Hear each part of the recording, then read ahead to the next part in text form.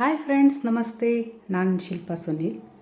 ಬನ್ನಿ, ಇವತ್ತಿನ ವಿಡಿಯೋದಲ್ಲಿ ನಿಮಗೆ ಈ ರಾಗಿ ಕೀಲ್ಸ ಮಾಡೋದು ಹೇಗೆ ಅಂತ ತೋರಿಸ್ತಾ ಇದ್ದೀನಿ ನೋಡಿ.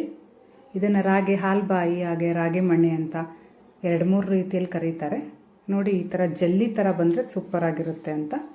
ಹೇಗೆ ಮಾಡೋದು ಅಂತ ನೋಡೋಣ. ನೋಡಿ, ಚೆನ್ನಾಗಾಗಿದೆ ಅಲ್ವಾ. ನಾನಿಲ್ಲಿ ಇದನ್ನು ಮಾಡೋಕ್ಕೆ ಮಿಕ್ಸರ್ ಜಾರಲ್ಲಿ ಈ ಜ್ಯೂಸ್ ಮಾಡ್ತೀವಲ್ಲ ಆ ಜಾರ್ ತೊಗೊಂಡಿದ್ದೀನಿ ನೋಡಿ, ಈ ಥರ. ಯಾಕೆಂದರೆ ಇದು ಫಿಲ್ಟ್ರಾಗಿ ಬರುತ್ತೆ. ಇಲ್ಲಿ ನಾವು ಅಗಲೆಲ್ಲ ಸೋಸ್ಕೊಳೋ ಅವಶ್ಯಕತೆ ಇರೋದಿಲ್ಲ, ಅದಕ್ಕೆ ಆ ಥರ ತೊಗೊಂಡಿದ್ದೀನಿ. ನೀವು ನಾರ್ಮಲ್ ಜಾರಲ್ಲಾದರೂ ಮಾಡ್ಬೋದು. ಇಲ್ಲಿ ನೋಡಿ, ನಾನು 1 ಗ್ಲಾಸಷ್ಟು ರಾಗಿನ 2-3 ಸಲ ವಾಶ್ ಮಾಡಿಕೊಂಡು ಅದನ್ನು ನೆನೆಸ್ತಾ ಇದ್ದೀನಿ. ನಾನು ಬೆಳಗ್ಗೆ ನೆನೆಸಿದ್ದೀನಿ, ರಾತ್ರಿ ಮಿಕ್ಸರ್ ಮಾಡ್ಕೊತಿದ್ದೀನಿ. ನೀವು ರಾತ್ರಿ ನೆನೆಸಿದರೆ ಬೆಳಗ್ಗೆ ಮಿಕ್ಸರ್ ಮಾಡ್ಕೊಳ್ಳಿ. ಈ ಥರ ಆ ಜಾರಲ್ಲಿ ತಗೊಂಡು ಈ ಥರ ರಾಗಿ ವಾಶ್ ಮಾಡಿ ನೆನೆಸಿರೋಂತಹ ರಾಗಿನ ಹಾಕ್ಕೊಂಡು ನೀರು ಹಾಕ್ಕೊಂಡು ಮಿಕ್ಸರ್ ಮಾಡ್ಕೋಬೇಕು. ನೀವು ನಾರ್ಮಲ್ ಜಾರಲ್ಲಿ ಮಿಕ್ಸರ್ ಮಾಡಿಕೊಂಡ್ರೆ ಅದನ್ನು ಬಟ್ಟೆಯಲ್ಲಿ ಅಥವಾ ಈ ಟೀ ಫಿಲ್ಟ್ರ್ ಮಾಡ್ತೀವಲ್ಲ ಅದರಲ್ಲಾದರೂ ನೀವು ಒಂದು ಸಲ ಸೋಸ್ಕೋಬೇಕಾಗುತ್ತೆ. ಮತ್ತೆ ನೀರು ಹಾಕಿ 2-3 ಸಲ ಮಿಕ್ಸರ್ ಮಾಡಿಕೊಂಡು ಆ ಥರ ಫಿಲ್ಟ್ರ್ ಮಾಡ್ಕೊಳ್ಳಿ. ನಾನಿಲ್ಲಿ 1 ಗ್ಲಾಸ್ ರಾಗಿಗೆ 1-1.5 ಗ್ಲಾಸಷ್ಟು ನೀರು ಹಾಕೋತಾ ಇದ್ದೀನಿ. ಹಾಕ್ಕೊಂಡು ಮಿಕ್ಸರ್ ಮಾಡಿಕೊಂಡು ಈ ಥರ ಸೋಸ್ಕೋತಾ ಇದ್ದೀನಿ ನೋಡಿ. ಇಲ್ಲಿ ಅಲ್ಲೇ ಫಿಲ್ಟ್ರಾಗಿ ಬರುತ್ತೆ ಇದು. ನೀವು ಒಂದು ಬಟ್ಟೆಯಲ್ಲಿ ಮಾಡ್ಕೊಳ್ಳಿ, ಚೆನ್ನಾಗಿ ಬರುತ್ತೆ. ಮತ್ತು ಇನ್ನೊಂದು ಸಲ ನೀರು ಹಾಕಿ ಮತ್ತೆ ಮಿಕ್ಸರ್ ಮಾಡ್ಕೋತಾ ಇದ್ದೀನಿ. 2-3 ಸಲ ಮಾಡ್ಕೊಳ್ಳಿ. ಆ ರಾಗಿಯಲ್ಲಿ ಎಷ್ಟು ಹಾಲು ಸಿಗುತ್ತೋ ಅಲ್ಲಿವರೆಗೂ ನೀವು ಮಿಕ್ಸರ್ ಮಾಡ್ಕೋಬೋದು. ಈ ಥರ ಮಿಕ್ಸರ್ ಮಾಡ್ಕೊಂಡ್ರೆ ಈ ಥರ ಬರುತ್ತೆ ನೋಡಿ. ಇದು ತುಂಬ ತಂಪು. ಇದು ಈ ಸಮ್ಮರ್ ಸೀಸನಲ್ಲೆಲ್ಲ ಇದನ್ನು ಜಾಸ್ತಿ ಯೂಸ್ ಮಾಡ್ತಾರೆ.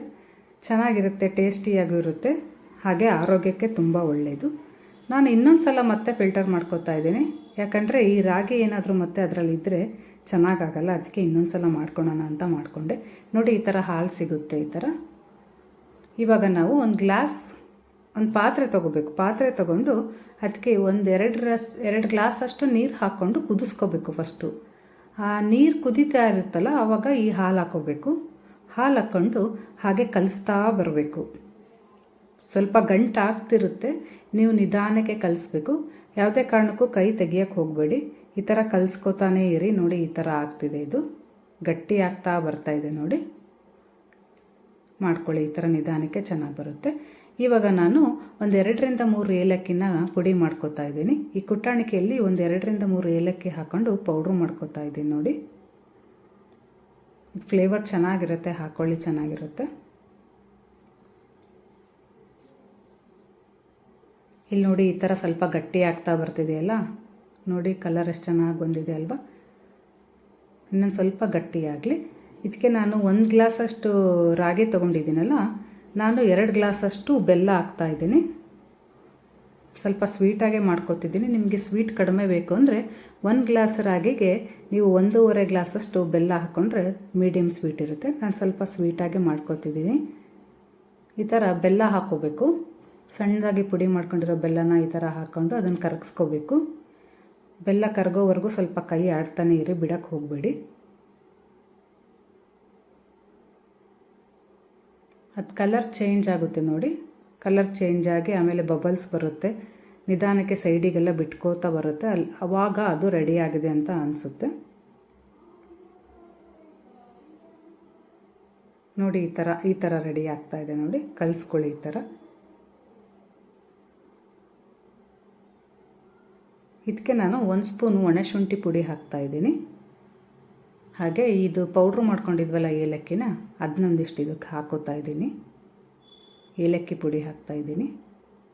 ಹಾಕ್ಕೊಂಡು ಮತ್ತೆ ಕಲಿಸ್ಕೊಳ್ಳೋಣ ನೋಡಿ. ಸ್ವಲ್ಪ ಗಟ್ಟಿ ಆಗ್ತಾ ಬರ್ತಿದೆ, ಸೈಡಿಗೆಲ್ಲ ಸ್ವಲ್ಪ ಹಂಗೆ ಬಿಟ್ಕೋತಾ ಇದೆ, ಬಬಲ್ಸ್ ಎಲ್ಲ ಬರ್ತಿದೆ ನೋಡಿ. ರೆಡಿಯಾಗಿದೆ ಅಂತ. ಇವಾಗ ಒಂದು ಪ್ಲೇಟ್ ತೊಗೊಳ್ಳೋಣ. ಪ್ಲೇಟಿಗೆ ಒಂದು ಸ್ಪೂನ್ ತುಪ್ಪ ಹಾಕ್ಕೊಂಡು ಪ್ಲೇಟ್ನ ಸವರ್ಕೊಳ್ಳೋಣ. ಈ ಥರ ನೀಟಾಗಿ ಸವರ್ಕೊಳ್ಳಿ.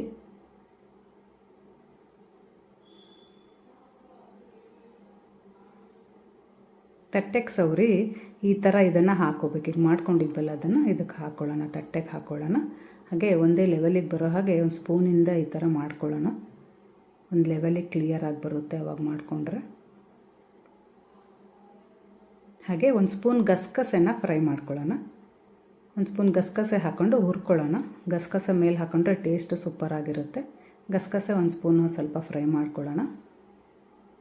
ಈ ಪ್ಲೇಟಿಗೆಲ್ಲ ಹಾಕಿದ್ದೀವಲ್ಲ ಅದಕ್ಕೆ ಮೇಲೆ ಈ ಗಸಗಸೆನ ಸ್ಪ್ರೆಡ್ ಮಾಡ್ಕೊಳ್ಳೋಣ, ಮೇಲೆ ಹಾಕ್ಕೊಳ್ಳೋಣ ಈ ಥರ. ಹಾಗೆ ಈ ಒಣ ಕೊಬ್ಬರಿ ತುರಿ ಇರುತ್ತಲ್ಲ ಅದನ್ನೊಂದು ಸ್ವಲ್ಪ ಮೇಲೆ ಹಾಕ್ಕೊಳ್ಳೋಣ, ಒಣ ಕೊಬ್ಬರಿ ತುರಿ ಒಂದು ಸ್ವಲ್ಪ ಹಾಕ್ಕೊಳ್ಳೋಣ.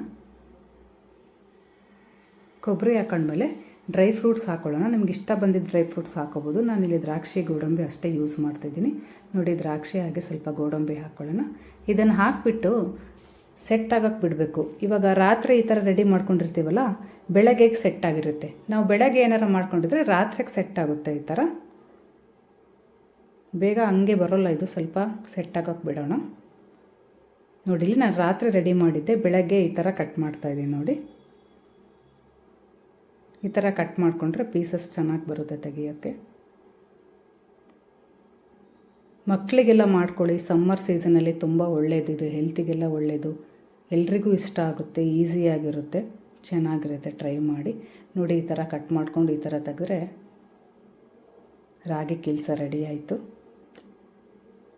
ನೋಡಿ. ಎಷ್ಟು ಚೆನ್ನಾಗಿ ಬಂದಿದೆ.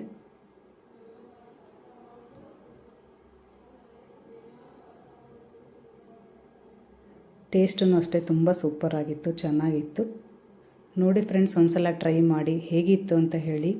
ಹಾಗೆ ಸಬ್ಸ್ಕ್ರೈಬ್ ಮಾಡ್ಕೊಳೋದು ಮರಿಬೇಡಿ. Thanks for